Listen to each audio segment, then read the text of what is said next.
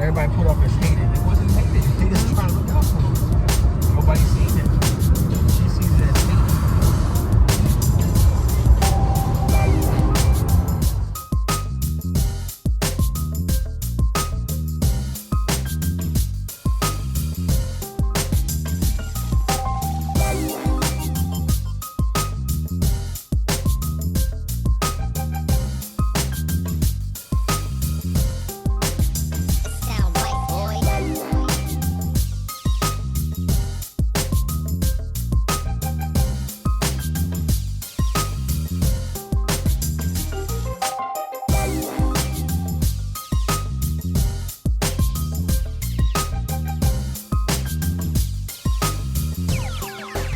It sound right, boys.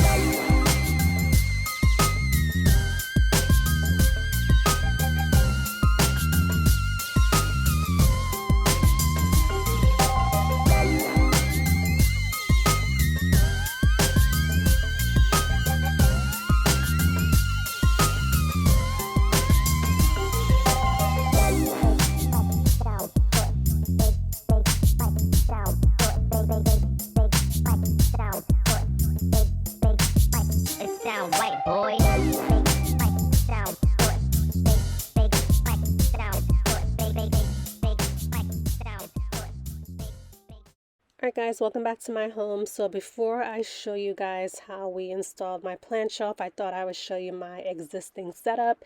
I have this plant shelf here that I got from Wayfair. It's just two of them that I just kind of put next to each other.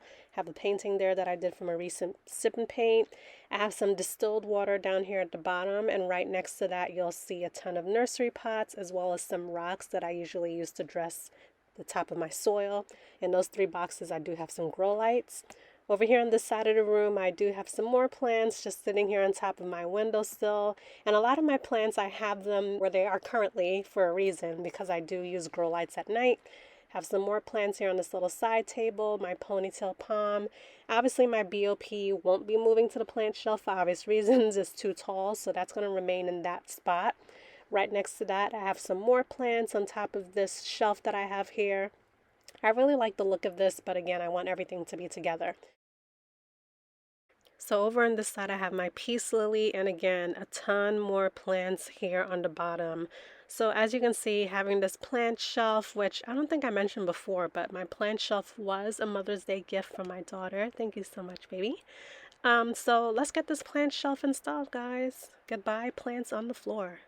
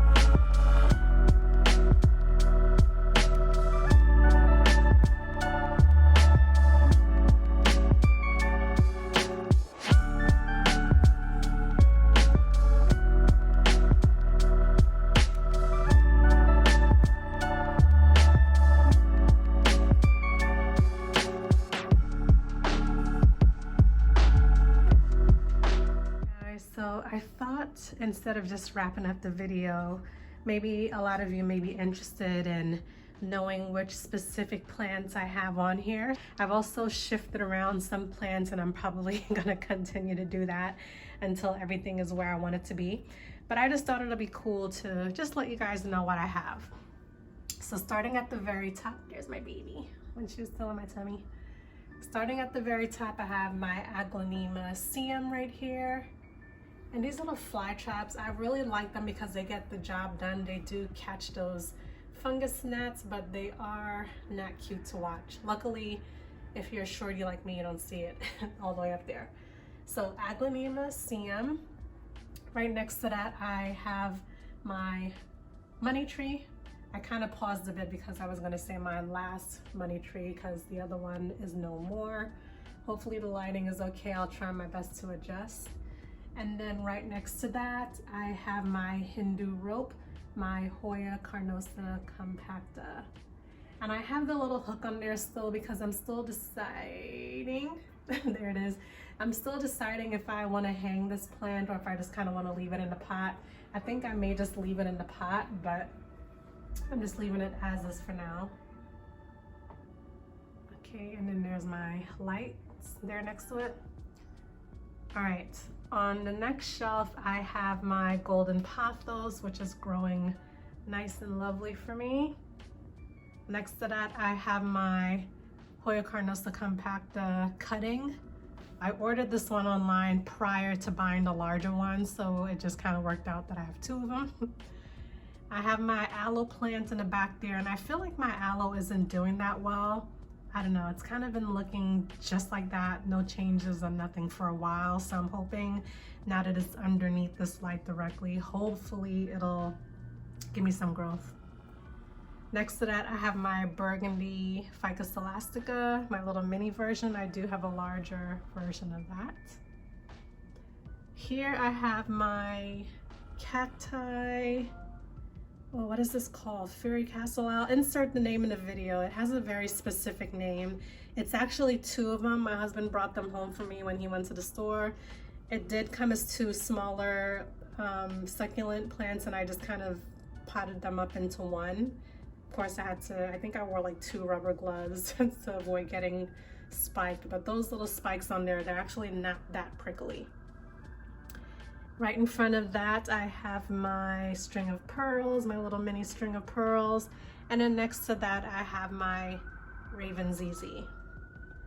And then moving down to the next shelf, I have my ponytail palm, which I'm still deciding if I want to keep that there because as you can see, it's like touching the glass, and I don't know if that's necessarily a good thing. Right next to that is my daughter's little plant project that she did in school. I'm gonna turn it around because her name is there on the front. But I just thought it was really cool. They didn't tell me what it is. I'm pretty sure whatever it was is no longer growing. So what I'll probably do is buy a little teeny tiny succulent and place it in the dirt for her, just to give her something that she can kind of, you know, own and water on her own. Behind that, I have another golden pothos. This one has been giving me so much amazing growth. Hopefully the lighting is okay. Right next to that is my Ficus elastica ruby. There she is. It's since giving me a new leaf since I purchased her. Next to that is my neon pothos right there in the back. And then right in front of that is my Pilea peperomoides. Down below I have another Aglaonema there. I forgot what that one is called. The first one is the Siam. This one, I don't remember. I'll have to just leave the name. And I just noticed there's a leaf there on my windowsill. That looks like it's from my money tree. Right in front of that, I have a Chinese evergreen plant, which I'm loving. This one has another little gnat fly trapper in there because this one is a gnat magnet. This was a plant rescue that I got from one of my local nurseries. So it's doing pretty well. It's been giving me a lot of new leaves, as you can see right there, but I also did have to cut back a ton of yellow leaves. So we'll see how this one does. Right next to that, I have my last remaining Dieffenbachia. I did have another one before that. I tried to transplant it in LECA and it just did not work out. So I still have this one. And then right next to that, I have my Philodendron Birkin. This one used to sit in a little stand, but obviously, for obvious reasons, I can't keep it in the stand. The stand is actually right here in the corner on the floor. but I can't use it on the stand anymore because I have a new shelf. All right, and then in the last row down here at the bottom, I have my Calathea ornata. Beautiful pinstripes. This one has been crisping a lot on the edges. I've been doing, I don't know, I really like this plant. It's been giving me a ton of new leaves. As you can see, there's one right there on the side. I recently repotted it. I put some orchid bark in there, some perlite. I do give it sufficient humidity. As you can see, I do have my little humidifier there on the net right next to it. It's not on right now, obviously, but I don't know, it just crisps. It does a lot of crisping on the leaves, and I don't know, I'm still trying to figure that one out. But meanwhile, it also gives me a lot of new growth, so it's just a very confusing plant. Right next to that, I have my, oh, what is this called? Scindapsus. I always forget which specific one. This one is doing okay. I mean, as you can see, it has a leaf in there that I probably need to trim. It's doing okay. It's not growing as much as I'd like it to. This one I've also recently repotted. I had it in a pot a bit larger than this one before, and I feel like it was too large for this plant. So I'm hoping now that it's in something a little bit more tight, it'll produce new growth. Right next to that, I have my smallest snake plant and one of many snake plants in my home. I also recently repotted this one because similar to the Scindapsus, I had it in a pot that was slightly larger than this one. And I've also had this plant now for almost a year at this point, and I feel like it hasn't really produced much growth with the exception of that little piece there in the center. So I'm hoping now that it's in a more compact pot, it'll produce more growth.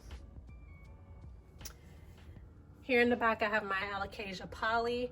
Love this plant. It's given me 2 new leaves since I've purchased it, but it's also lost 2 very large leaves. So I feel like it's pretty common for these Alocasia plants, you know, in order to get new leaves, you lose old leaves. So, I mean, it is what it is. Still beautiful plant.